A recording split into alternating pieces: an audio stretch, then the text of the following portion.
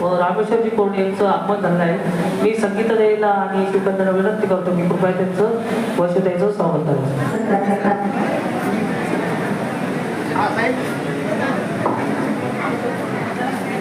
आदरणीय राम व्यक्तिमत्व या ठिकाणी आलेले जोरदार टाळ्या वाजवून सर्वांनी स्वागत करायचं त्यांचं. सर्वांना वेळोवेळी सुखदुःखात मदत करणारं व्यक्तिमत्व दोघांचा ते सुंदरपणे त्याचं उद्घाटन झालेलं आहे आणि सगळ्यांना त्याचा प्रत मिळाला. ताईला बोलवते मी.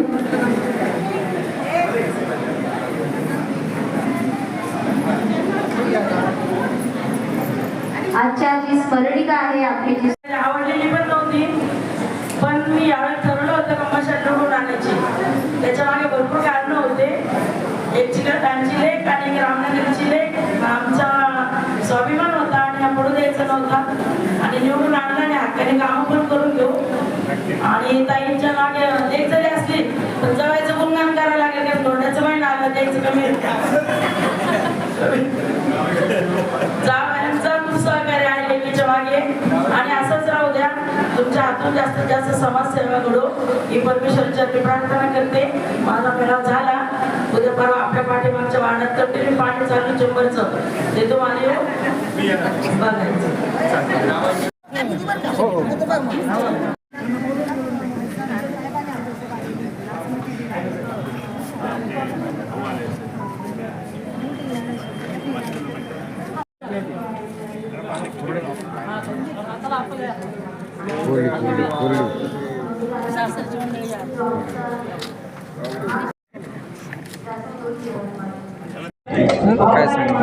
काय सांगाल सर? आज माळी समाजाचा आज खूप मोठा एक प्रकारचा उत्सव मला नियोजित वरवधू मिळावा आणि तो आमच्या काकांच्या आशीर्वादाने, मालगार काकांच्या आशीर्वादाने, काकांची कन्या आणि पती त्यांची संगीताताई हे जबरदस्तपणे 26 वर्ष झाले त्या कार्यक्रमात.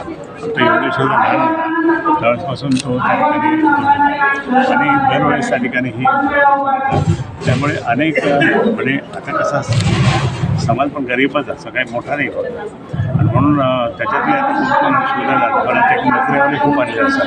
नोकरीवाले पण एकत्र तिकडचे असतात. त्याच्यामुळे इथे समाज कोण आहे हे मग हे हा दृष्टिकोन ठेवून यांनी त्या ठिकाणी सुरुवात केला आणि आज खूप मोठ्या प्रमाणात या ठिकाणी मुलं मुली आहेत आणि ते त्यांचं ते ओळख चालली. अनेक जण क्वालिफाईड पण आहे, अनेक जण भूतपूर्व आहेत, हे सगळं दाखवतं. काय आव्हान करणार सर? असे नाही असं झालं पाहिजे. आणि मी आताच योगेशला सांगितलं आणि ताईला सांगितलं, अक्काला पण सांगितलं की कोणत्याही परिस्थितीत सामुदायिक विवाहाची व्यवस्था करा. आम्ही सर्व पाठीशी आहोत. मी अजून आम्ही सगळे पाठीमागे आहोत असं सांगितलं. सामुदायिक विवाह केला म्हणजे काय असतं, एक समाजाचा दृष्टिकोन एक वेगळा होतं. त्या सगळ्याच श्रीमंत नसतात. आता एक लग्न म्हणजे आता साखरपुडा आधी करा, धूम धडा नंतर मकर लग्न किती पैसा करतात लोक, टीका करतात तुम्ही इतकं पैसा आणला कुठून, गरिबी कसं दाखवतात. म्हणजे अधिकारी पण म्हणतात तुम्ही गरीब पैसा द्यायला तुम्ही शिकेल. पण त्याच्याकरता सामुदायिक गावामध्ये चांगला इथे आपले अनेक समाज असे आहेत. तेली समाज होतो, लिंगायत समाज होतो, यांचा होतो, असे सगळे अनेक बरेच समाज होते होतात आणि त्या ठिकाणी होतात. गरीब माणूस, गरीब कन्याचे वडील ते करू शकत नाही. मेळावा आयोजित केला आणि मोठा रिस्पॉन्स मिळाला, काय सांगा? हा जो मेळावा आहे हा एका दिवसाचा नाही आहे. 6 ते 7 महिन्यापासून आमची मेहनत आहे आणि या पाठीशी सगळेच म्हणजे समाज बांधव आहे, राजकारणात ते सगळे वरिष्ठ व्यक्ती आहे. एका याने कुठलं काम होत नसतं. सगळ्यांचं सहकार्य असल्यामुळे हा मेळावा सक्सेस होतो.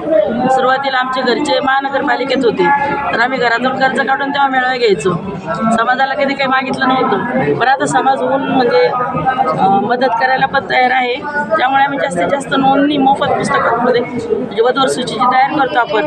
त्याच्यामध्ये आपण निःशुल्क नाव टाकतो, कुठलेही शुल्क न घेता आपण त्याच्यामध्ये मुलामुलीचे नाव टाकतो. हे जे कार्य आहे हे आमच्या एकट्याने होतं, याच्यामध्ये सगळ्यांचं खारीचं वाटा असल्यामुळे हे कार्य सक्सेस होतं. आणि आईचं तर म्हणजे लहानपणापासून आईची थाप माझ्यावर आहे. जशी आई तशी मी आहे. खानदानमध्ये सगळंच म्हणजे डॅशिंग आहे. तेच गुण माझ्यात उतरलेले आहे. लग्नाच्या आधी मी थोडी गरीब होते, पण लग्न झाल्यानंतर पवार साहेबांमुळं मला जो उत्साह भेटला त्यांच्यामुळं मला त्यांनीच मला जास्त फिरवलं बोलायला करायला मला त्यांनी जास्त शिकवलं. कारण लग्न लवकर झाल्यामुळे यांच्या सहवासात मी कमी राहिले. शाळा आणि आई वडील एवढंच माहीत होतं, जग माहीत नव्हतं मला. लग्न झाल्यानंतर माझ्या मिस्टरांनी मला जे काही दाखवलं, आज मी त्यांच्या जन्म देणारे आहे पण घडवणारे माझे पतिराजा आहे. त्यांचे उपकार मी कधी विसरणार नाही. मुलं पण लहान होते, मला त्यांनी पण खूप सहकार्य केलं. त्यांच्या पाठोपाठ आता सुनबाई पण तशाच मिळाल्या. सासू सासऱ्यांचा पण मला खूप म्हणजे अभिमान आहे. त्यांनी मला कुठल्या कामात मागं खेचलं नाही. समाज बांधव आणि घरचे आणि सासरचे सगळ्यांची साथ मिळाल्यामुळे मी म्हणजे परमेश्वराचं धन्यवाद मानत तितकं कमीच आहे. माझ्या हातून जे आणखी चांगले कार्य होत राहू, जास्तीत जास्त लग्न जमो, मी परमेश्वर चरणी सावता महाराज चरणी प्रार्थना करते. आज किती वर वधू आज प्रत्यक्षात तसे कमी आहे. मग सांगायचं कारण म्हणजे इलेक्शनमध्ये मला 3 नगरसेवक निवडून आणायचेच होते आणि आम्ही ते नगरसेवक निवडून आणले. हरकत नाही, एकाला पाडलं तर पाडलंच म्हणणार आहे. काही मला भीती नाही आहे. एक उभाट्याचा नगरसेवक आम्ही निवडून आणलेला आहे. मला काही भीती नाही कोणाची. आपण काही कोणाला देऊन घेऊन नाही बसलो. खूप झालं होतं आणि त्यामुळे माझं मेळाव्याकडे पण थोडं दुर्लक्ष झालं. राजकारण आणि समाजकारण दोन्ही एकत्र नाही होत. राजकारण करता करता समाजकारण करणं सोपं असतं, तर सत्ता आपल्या हातात असते. तर समाजकार्य आपोआप होतं राजकारण असल्यानंतर. पण समाजकार्य करता करता राजकारण नाही होतं. म्हणजे मेळ्यावर माझा परिणाम झाला. जे पुस्तक माझं 600-700 पानाचं होतं त्यात 200 पानावर आलं. ही एक माझी मुली झाली. पुढच्या स्थिती भरून काढा. काय आव्हान करणार समाज बांधव? समाज बांधवाला हेच म्हणून की एकत्रित या, लग्न सोहळ्याचा खर्च कमी करा, लग्नाचा खर्च थोडं बंधन घाला, कमीत कमी याच्यामध्ये लग्न करा.